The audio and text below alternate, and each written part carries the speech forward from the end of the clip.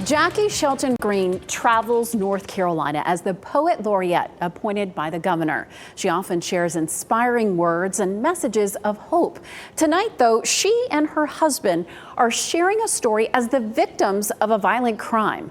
Thank you for joining us. I'm Deborah Morgan. And I'm Dan Haggerty. Green and her husband were victims of a carjacking in Garner. It happened at the Speedway on Jones Sausage Road. WRAL's Sarah Kruger spoke with them about how they hope their journey to healing can help others.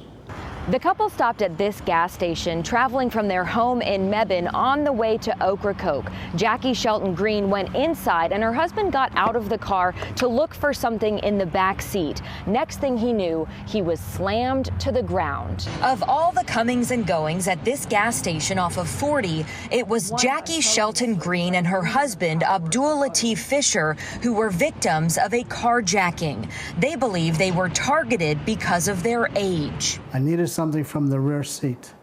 So the key was still in ignition. I opened the door, I opened the back door, I leaned in, and boom, knocked me down, got in the front seat. I tried to grab him. He was too quick. He started the car and put it in drive, and he took off. Fisher's face shows the reminders of the traumatic attack on May 28th. My desire is that this young man be apprehended. It was a pretty violent act. Data from Garner police shows that carjackings in the town are rare. This is only the second one so far this year. Motor vehicle thefts, though, are much more common, with 54 this year, more than double the number during the same time last year. Officers found the couple's car abandoned within hours. Green wants to share their story to shine a light on mental health and normalize seeking help.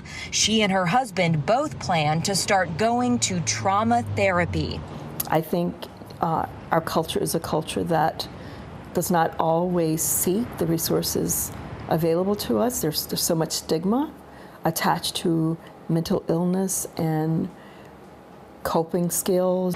The couple describes the suspect as a young man, maybe even still a teenager. They hope he'll be able to get on a better life path. Sarah Kruger, WRAL News, Garner. Frightening experience for them. We asked Garner police if they have any suspects. We are still waiting to hear back.